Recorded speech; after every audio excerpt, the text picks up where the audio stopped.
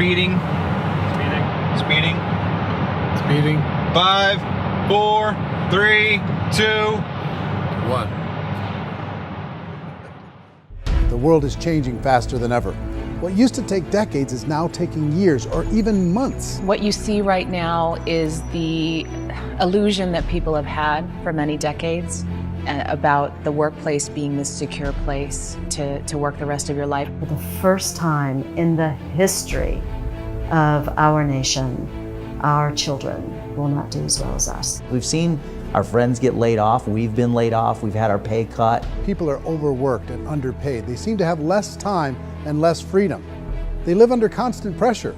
This is going to be forced.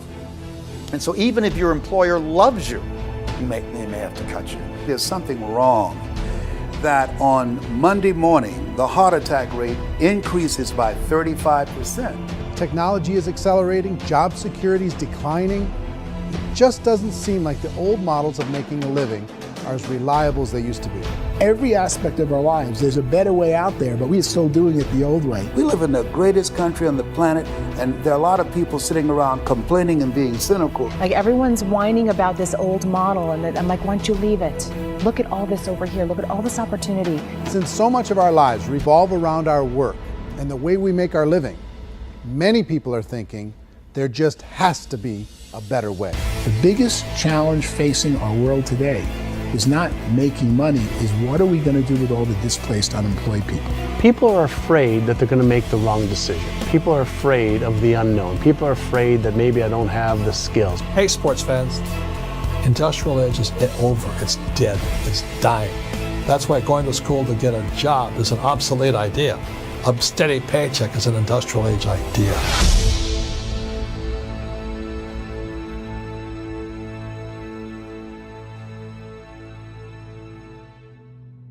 It's the search for answers that has brought us here together today. My name is Eric Worre, and for almost 30 years I've been an entrepreneur, struggling at times, but ultimately succeeding. As a best-selling author, speaker, and business owner, I've spent my entire career helping millions of people around the world to become entrepreneurs. And I believe strongly that there is, in fact, a better way when it comes to how we make a living. The career landscape has changed dramatically, and many are still working in a model that is completely out of date. What worked for previous generations isn't working as well for people today. In this film, we're going to explore 3 important questions. First, what's really going on in our working world today? Second, in this new economy, is it better to become an entrepreneur, or is it safer to work for someone else? And third, if a person decides to become an entrepreneur and start their own business, how can they do it without taking on massive risk? To help in this journey, I've brought together some of the greatest experts and thought leaders in the field of entrepreneurship to share the real facts with you. My intention is to give you new information that will allow you to make choices that are not limited by an old, outdated model. Let's start by understanding what's going on in our working world today.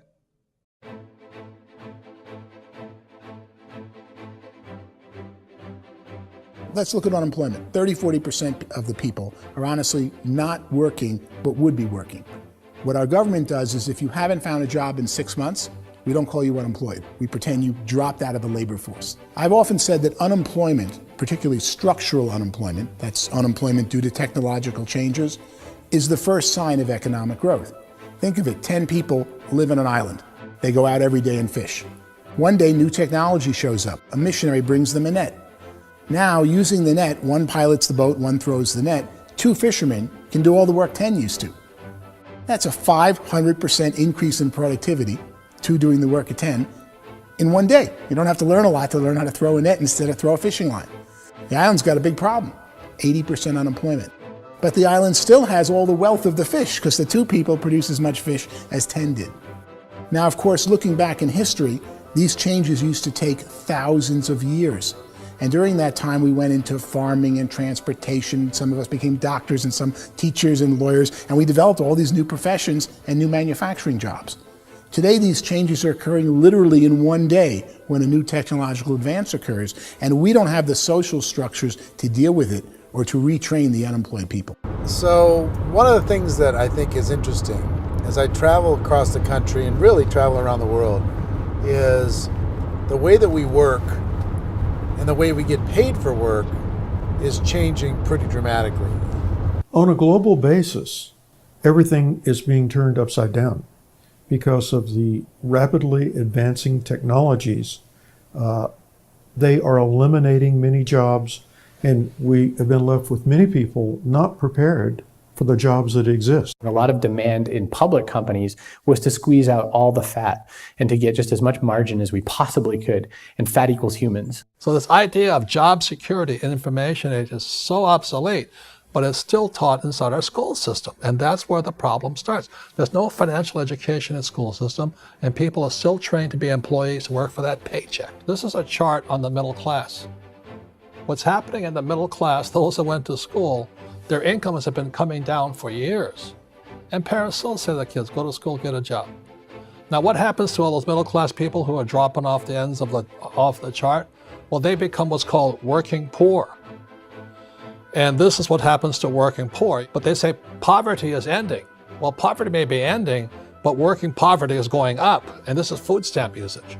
So food stamp usage in America is going through the roof right now because people cannot earn what they call a living wage. Most people have experienced financial pressures that I think are probably greater than they have been in the past. If you're not working for yourself, then it's going to be a pretty hard road for a lot of people. Today, if you're going to control your future, the 40-40 plan is gone where you can graduate from college and get a job and work for 40 hours a week for 40 years. That day is gone. So some of these charts actually tell you what's going on. And this is a really interesting one, you know. People are going back to school because if I go back to school, I'll get a nice job. But this is what's happening to, it's called Sallie Mae, which is the student loan guys. Student loan is going through the roof. It's now over $1 trillion, and student loan debt is worse than credit card debt. So when people stopped using credit card, the government got people into student loan debt. And the problem with student loan debt is you can never be forgiven. See, with credit card debt, you can declare bankruptcy and then all's forgiven. But student loan debt, you can declare bankruptcy, you still owe it. It's the worst of all debt. But this is the next picture. Look at this chart here. This is what's happening to wages of college graduates. It's going down. So you go to college, you rack up all this debt, but you earn less money. Now, that's not that intelligent. Average person who's been working a lifetime in America today is ending their lifetime at 65 with about $41,000 in assets. They earned just enough to survive. I think in the United States we have something like 17 trillion in debt. That's just the federal government debt. We got another 2 in municipal and in other, let's call it almost 20 trillion government. We've got 40 trillion in private debt. That comes up to close to 60 trillion. When you then add something we never had before, what you were talking about, when we look at the unfunded portion of Social Security and primarily Medicare, Medicaid, that, at the most conservative estimates from outside firms, Kleiner Perkins, 67 trillion and growing. That's more than all our other debt. There's less conservative estimates that say it's 84 trillion or higher. I added up conservatively $127 trillion in total debt. Debt is a financial drug. When you take it to excess, it's like taking a drug. Yeah, it makes you feel better, it enhances your performance, but at a huge cost, eventually it kills you. And so that's what happens. We keep doing more and more debt, and you get less and less results, just like a drug, until the debt gets so high that it crushes the whole system. That's where we're at, 8.2 times GDP. You know who I feel sorry for? I feel sorry for the person who dreads going to work, who is sick to their stomach on Monday morning, who hates their alarm clock, who gets a little glimmer of hope on a Wednesday because it's hump day and says, thank God it's Friday. And they live for those 2 days a week where they get to be themselves and they don't have to be around people they don't like, and they don't have to play the political game in the office, and they don't have to live this half life.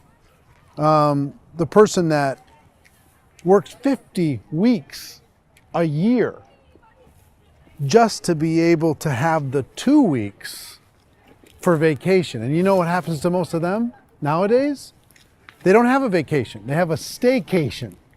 They have time off of work, but they don't get to go where they want to go because they're overextended. They've got all this debt. They got all this situation. They hate their alarm clock. They can't sleep until they're done. They have to spend most of their life in traffic. I feel sorry for that group of people because there's a better way. They just don't know it. I see this really interesting attempt at rugged individuality in a 6x8 rectangle.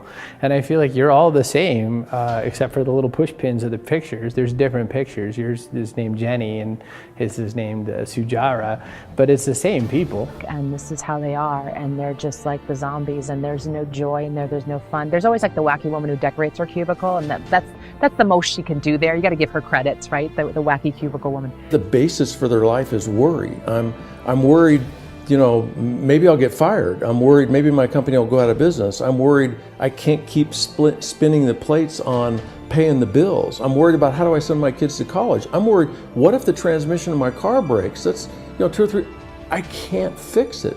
People live in a sea of worry, and it eats at them. Those signs that people held up during the Depression didn't say looking for gainful employment in a cubicle. It said looking for work. Work is what we're looking for. Job is just a unit of measurement.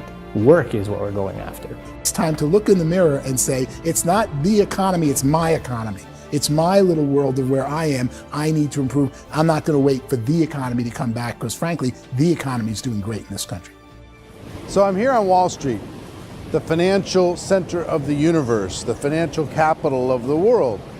This is where most people's money goes to at least be held for a time, right? With interest rates in banks being effectively zero, and many experts are predicting it's going to stay at zero for the next 10, 20, even 30 years, people feel like they don't have any choice but to put their future into equities, to put their future into the hands of other people on this stock market, and hope that the stock market goes up, hope that the stocks that their advisors pick or that they pick goes up. That's one way to go, I guess. It's my personal belief that if you put your future into the hands of yourself, in other words, you have earning power by yourself, I think you're a better investment than these guys. I think you controlling your future is a better option than handing over your retirement to these guys. The average household income in the United States is approximately $50,000 a year, what they call the middle class. To reach the top 25% of income earners, you'd need to earn at least $90,000 a year. To reach the top 10% would be a household income of $140,000, the top 5%, $190,000, and to be in the top 1%, you'd need a combined household income of at least $380,000 a year. So here's the question. What do you think would give you the best chance to move up and get to the top 10%, the top 5%, the top 1% or beyond? In my opinion, and in the opinion of many, many experts, the answer is to become an entrepreneur, to become your own boss.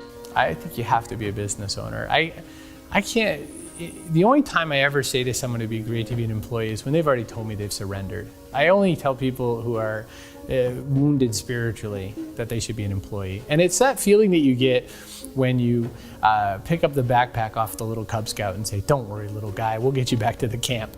You know, it is in no way a kindness when I tell someone they'd be a great employee. The other status symbol really increasingly is lifestyle. I mean, people can own their own business, maybe even work out of their house. That, I tell you, people admire that. Like, gosh, I wish I could do that. The spirit of the entrepreneur is to be a risk taker and to be resourceful and unstoppable and to have a vision of yourself beyond where you are and not willing to settle for life as it is. Think about the great entrepreneurs. They're visionary. They have heart. They're willing to do today what others won't so they can do tomorrow what others can't. Personally, I don't think of the new economy, the old economy. I create my own economy.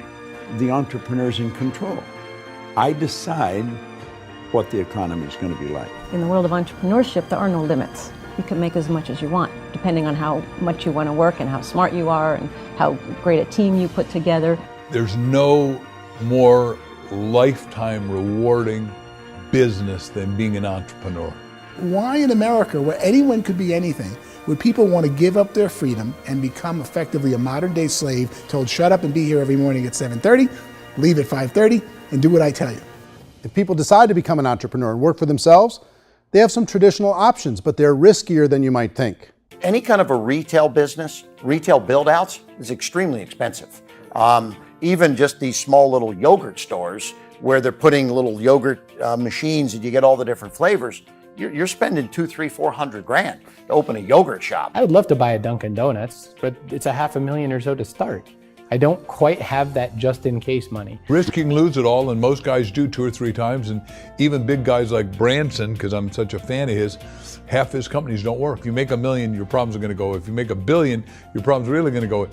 Just the opposite. You and I know when you're making $1 million, you get $1 million responsibilities. You make $1 billion, you got 1,000 times $1 million responsibilities. And most people say, I'd love to be my own boss. 70% of Americans would love to be their own boss, according to recent polls.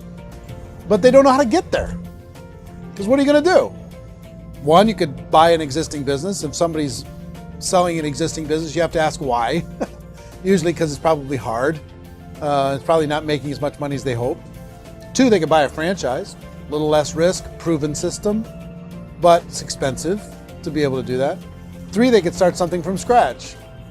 And that's where a lot of people feel like, I don't have the chops to do it. I don't have the money. I don't have the product idea. I don't have the expertise. I don't have whatever it's going to take to be able to get there, and I can't risk my family to do it. So, 4th, they could become an investor.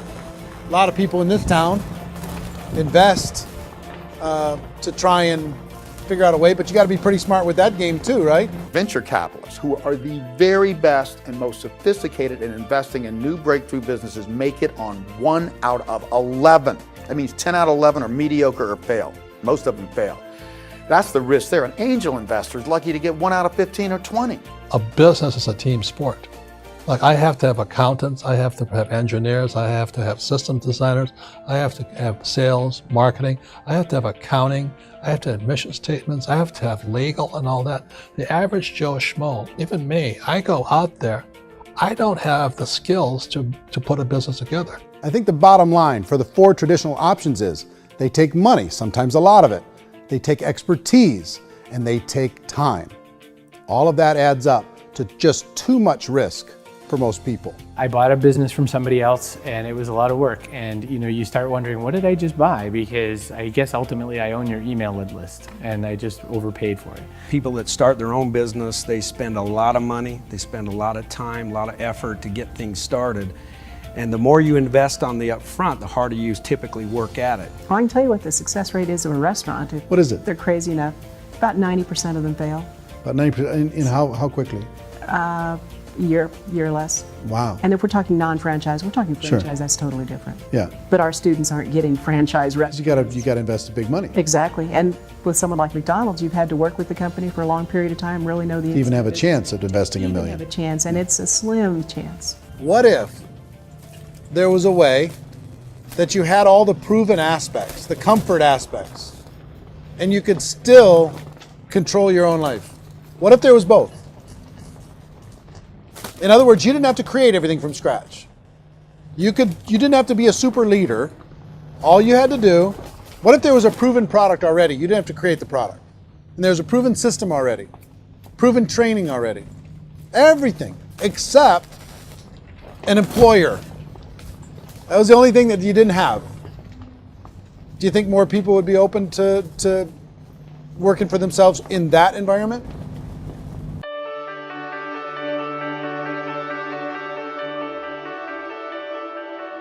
In our search for a better way to make a living, we've come to the conclusion that becoming an entrepreneur is actually safer than being an employee. And through our look at the entrepreneurial options, one particular path kept coming up from expert after expert.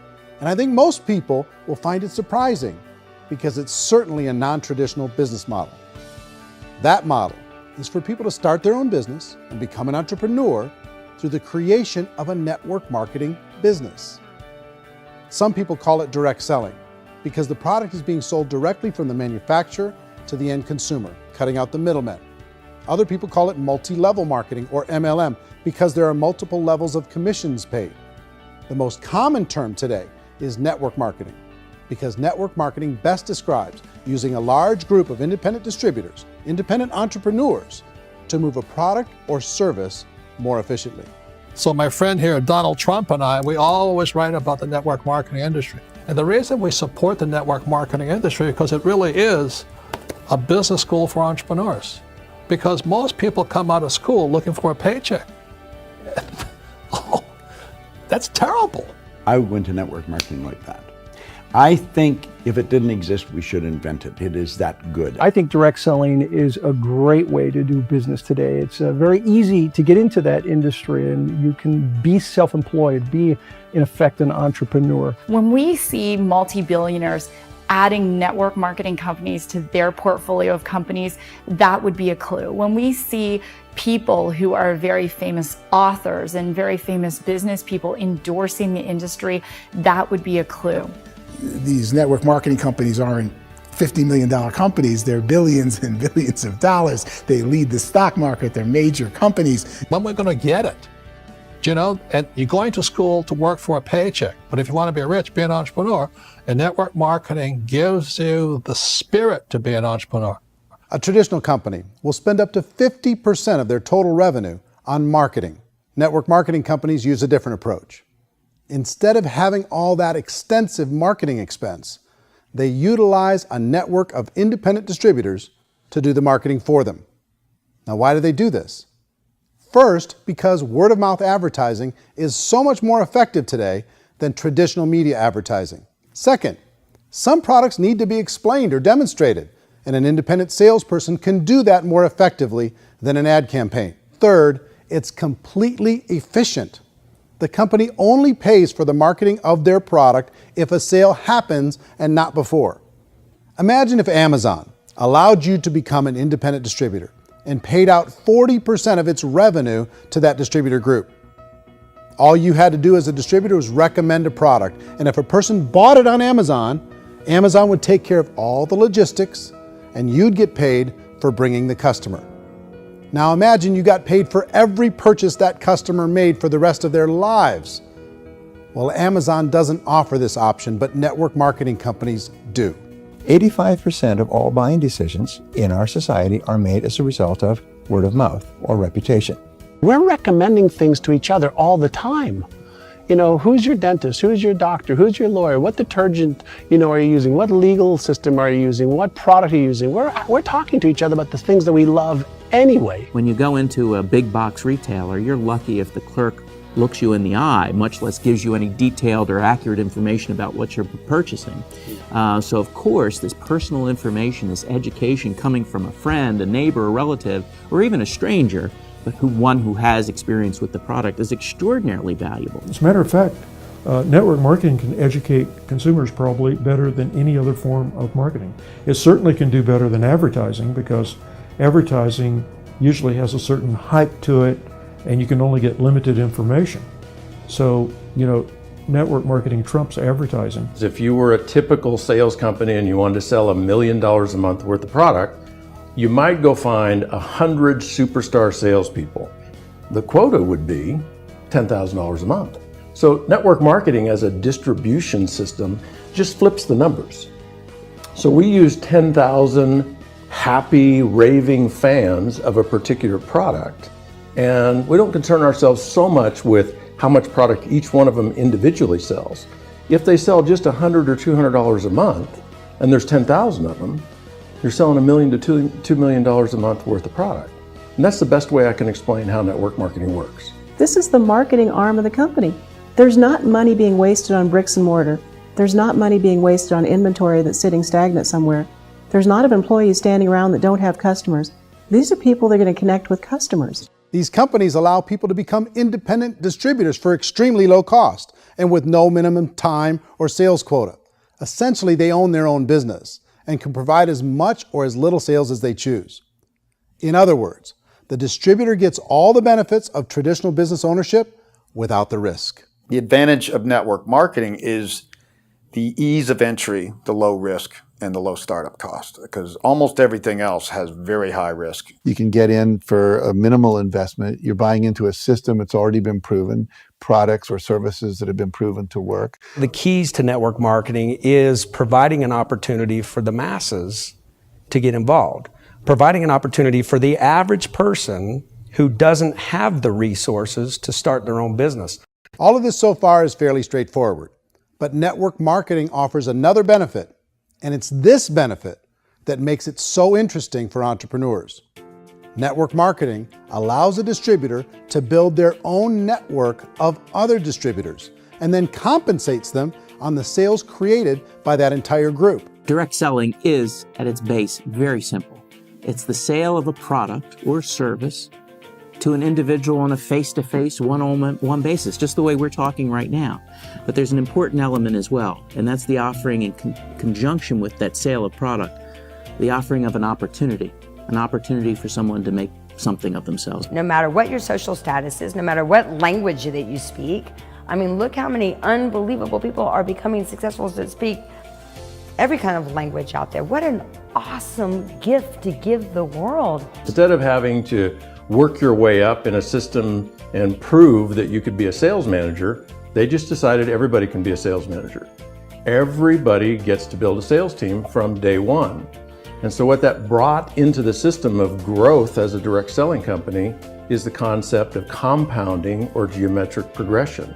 Because now you can actually grow a sales force very quickly because everybody is enrolling people in their own sales force. People who are like, oh, this is weird, I'm building a sales team, or what do you think you do at a regular company? How do you think a regular company works? Network marketing is the only industry that doesn't say your past determines your future. It looks at your past and says, okay, now what can we train you to do so you can have a great future? Every other employer out there wants to exploit you for what you already know, not teach you something new. Network marketing has the potential to save the United States and the world because it's going to teach people not to be employees, but to be entrepreneurs.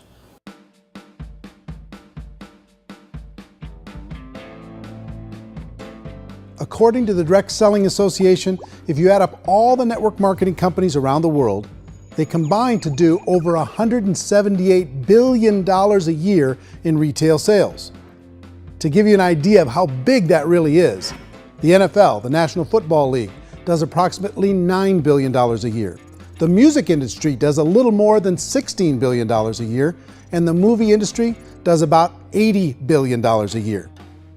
Using a conservative average, network marketing companies pay their distributors about 40% of that $178 billion in the form of commissions, which adds up to more than $71 billion a year.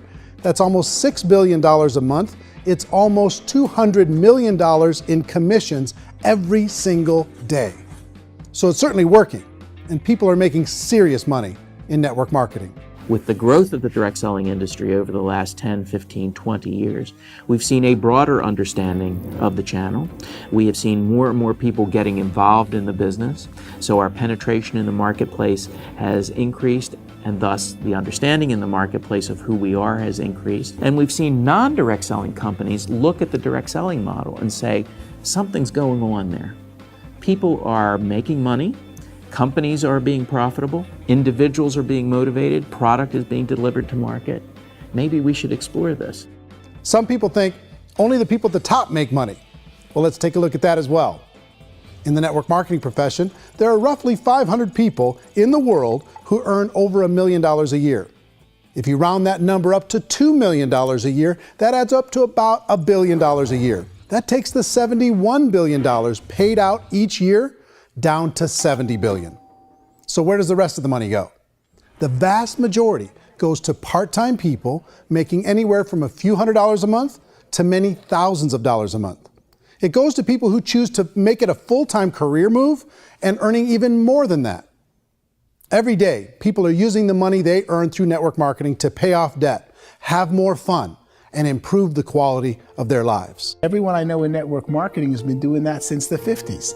They go to work when they want to go to work. They stop working when they want to take time with their children to have a leisurely breakfast and discuss issues and drive them to school. They go back to work when they get home, wherever they're working out of. The biggest thing that I've seen is people that have become much happier in their life. MLM has probably made more millionaires of more people in more countries, and I've spoken to them in 67 countries, than any other single form of business, starting from nothing. If they have a choice between working a job for the next 10 years or working a network marketing business for the next 10 years, the result of working the network marketing business will be better. A lot of people within the industry go on and make this a career and do extremely well at it. Network marketing has been nothing but good for everyone I know that's been involved with it because they did it seriously and they played full out and they've been very successful. It's been a constant barrage of success stories and people showing off stuff that they got as a result of it. How many people are involved? Approximately 16 million Americans and 96 million people around the world are currently participating in network marketing. And in a recent poll, 82% of those people report a good, very good, or excellent experience with network marketing. So people are happy.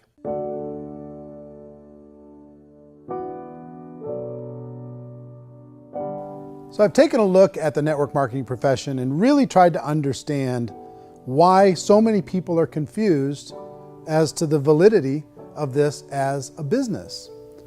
One is this pyramid shape.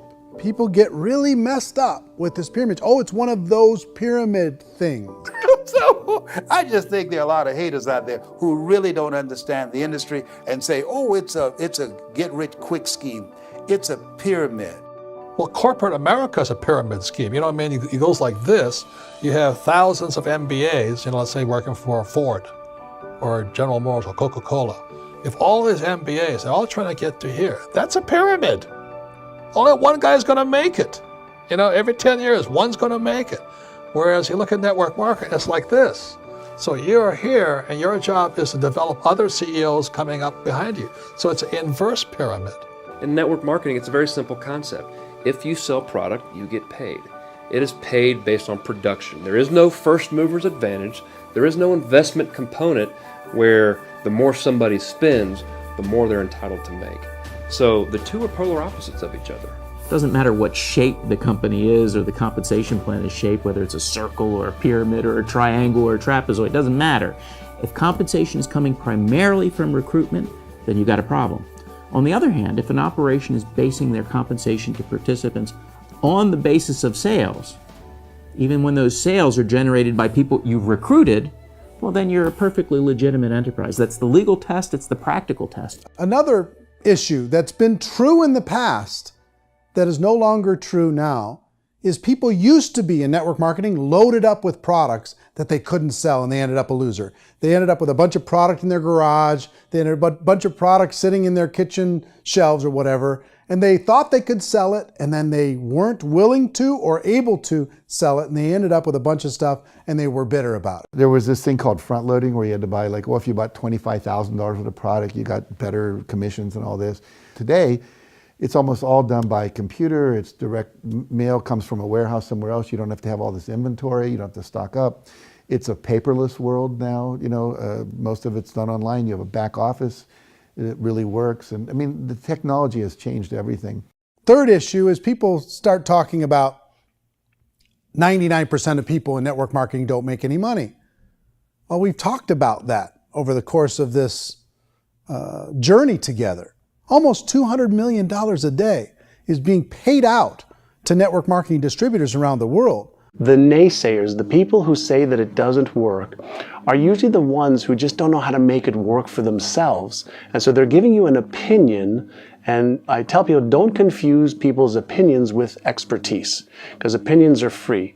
And don't confuse sincerity with the truth, because people could be sincerely wrong. But here's the reality inside of network marketing.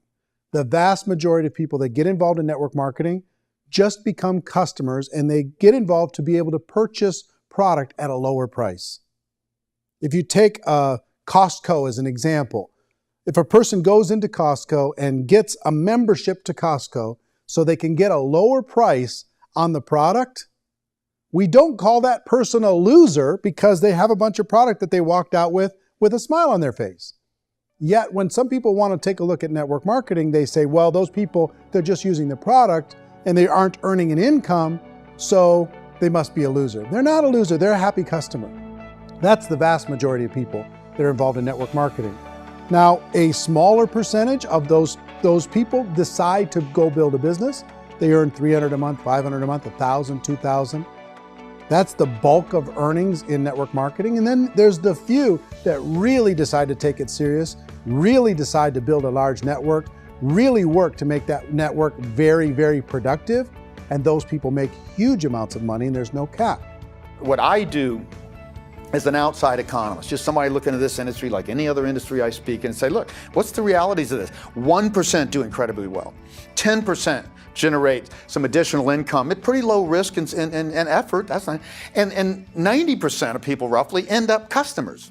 One thing that I think is real when it comes to people's perceptions about network marketing is people put this, and distributors, I think, involved in network marketing have some responsibility for this. They have sometimes unrealistic claims about the product or about the income. Most people who become distributors, they want the money, they want to be successful, but they don't have the skills. They don't know what to do. And when people don't know what to do and they're in a new business, they're scared. And when they're scared, they panic and desperation kind of sets in. So they think everyone they talk to has to get in. So if I talk to you and you say, well, no, I don't have time to do that, they're like, no, I need you. You have to do this or I won't be successful. So I start clawing on you. I start that desperation. So then I start making claims about the product, which are not appropriate, probably not even true. Or I start saying, oh, let me show you how you can make all this money and you don't have to do anything, Eric. And so you just totally misrepresent the opportunity, and you're clingy with people because you think you need everybody to be successful, and you don't. You know, one of the messages that I try to deliver most forcefully to companies as well as salespeople in direct selling is that you don't have to overpromise. The reality is in network marketing, there's a lot of hard work involved. There's a lot of effort. You're going to have to develop yourself. It's a business like anything else. It's going to take some time, but in my opinion, it's better.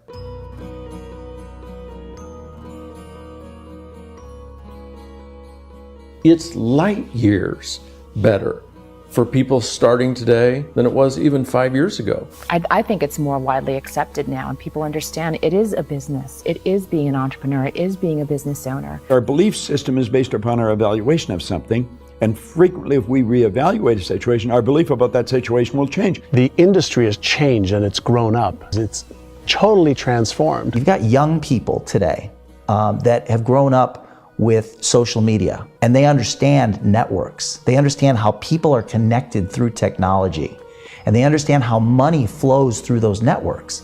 So when they see network marketing, they don't see it the way their parents saw it. And we've all learned, the larger industry that you represent, has all learned from those mistakes and flaws and errors that have happened early on. Early algorithms didn't work the right way.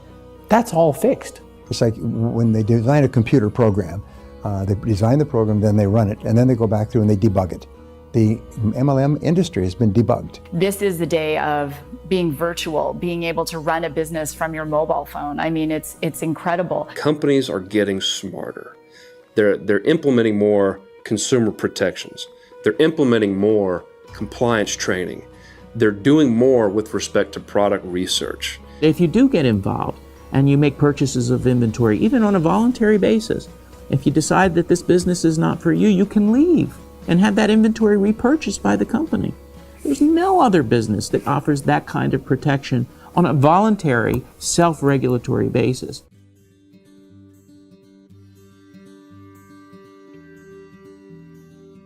If you decide to look further into a network marketing business in order to generate more cash flow for your family, I would recommend reviewing the following 4 elements. First is the product or service. And on the product or service, I would ask 5 important questions. 1, do you like it? Is it something you would feel comfortable sharing with others? 2, is there a recognized need in the marketplace? It's hard to create a need if one isn't naturally there. 3rd, does the product meet that need? Does it solve a legitimate problem for consumers?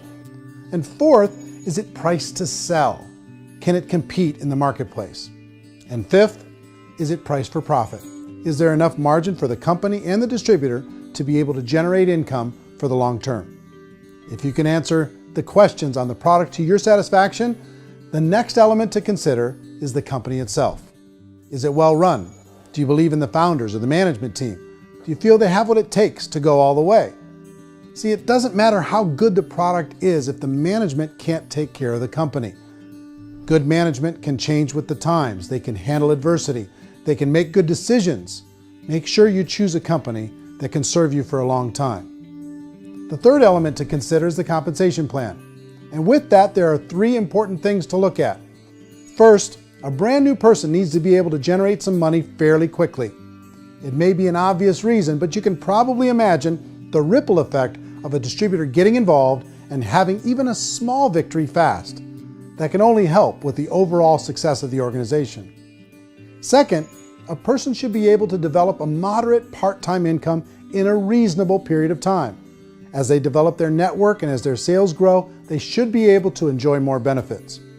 And third, for the people who are really serious, for those who decide to really go pro in the network marketing profession, there should be the possibility to make a serious full-time income if they work hard and are committed to developing their skills. If you're comfortable with the product, the company, and the compensation plan, the last thing you should look at is the support that will be made available to you. Does the company have a website? Does it have a solid online reporting tool? Do they have comprehensive training available? Do they host events to help you build your business? If you decide to do this, what kind of a support system can you plug into? Choosing a network marketing company is a personal decision. But evaluating the 4 elements of product, company, compensation plan, and support is a great place to start. Is the company promising that you're going to get rich quick or that you can make a lot of money without a lot of effort? That's a red flag. Is there a product that you really believe in that you think can be sold? Or are you being told by salespeople or the person who's trying to recruit you or by the company itself that don't worry about the product, all you have to do is recruit other people into the business? Red flag, warning sign. If you're hearing that, take a second or even a third look. Get to know the customers, the products, the business, have some success, and see where the opportunities might take you to move up in the organization. You want to find out how concerned are they about my education, my training, and my development? Is there a space for me to grow? Most important question. Learn everything that you can about the product. Make sure it's something that you believe in, and learn everything you can about the industry and work that system. You have to be very passionate about whatever that company is doing. I would get involved. You can always test drive anything, the product, the service, the community, and then lean into it a bit. If it feels good, then lean into it a lot. Behind me is the Lincoln Memorial. And this is a place where Martin Luther King Jr. had his famous "I Have a Dream" speech.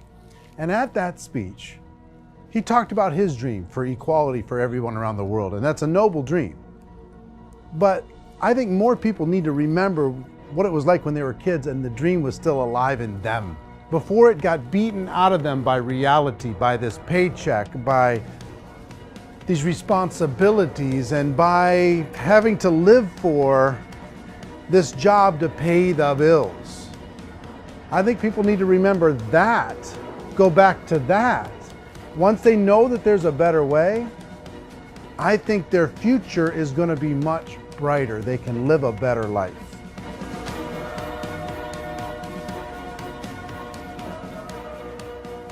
So if you're considering getting involved in a network marketing company, let me offer you just a few pieces of advice.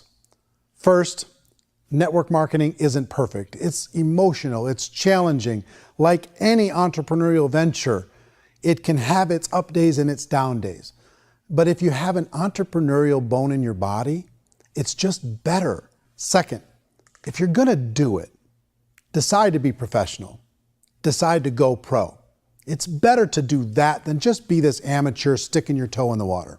Third, as any professional, you're gonna have to learn some new skills. And I promise you, inside of the network marketing profession, they're not too difficult to learn. Fourth, like anything worthwhile, it's gonna take some time.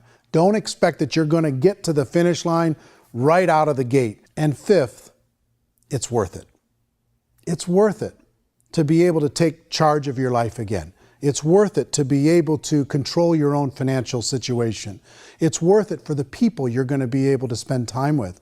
It's worth it for the things you're going to be able to see and the experiences you're going to be able to experience.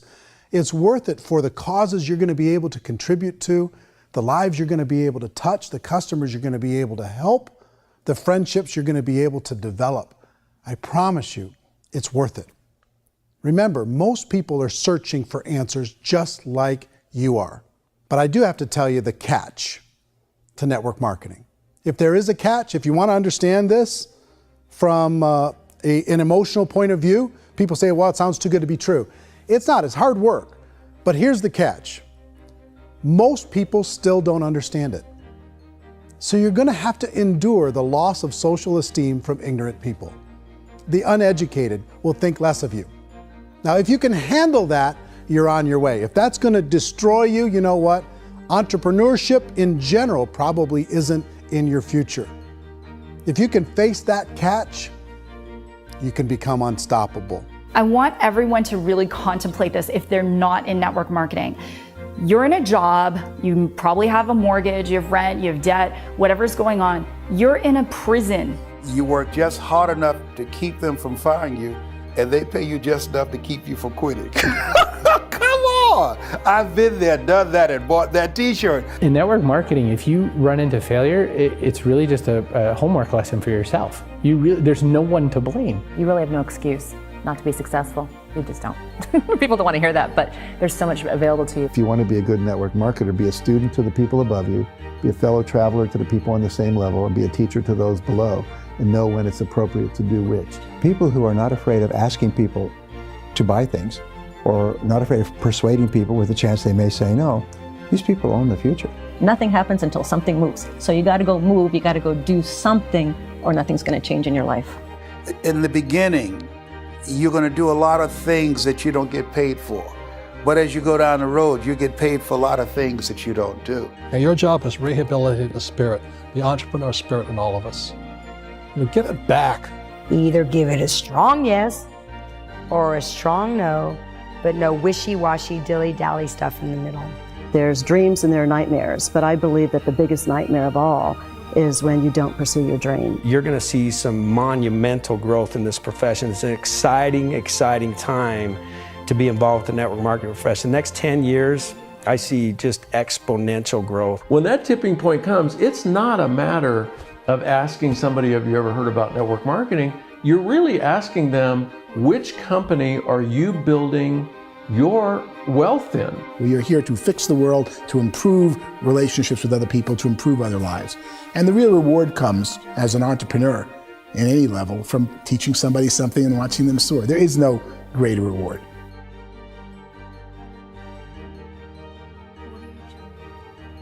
Life's too short to spend it living someone else's dream instead of your own. It's too short to spend it living at a fraction of your potential. Can being an entrepreneur be a challenge at times? Sure. But here's what you get in exchange. It can be yours. Something that you built, something that you created, something that you made happen. This balloon represents your dream. It represents entrepreneurship. My wish for all of you is that you would reach out and grab it. The choice is up to you.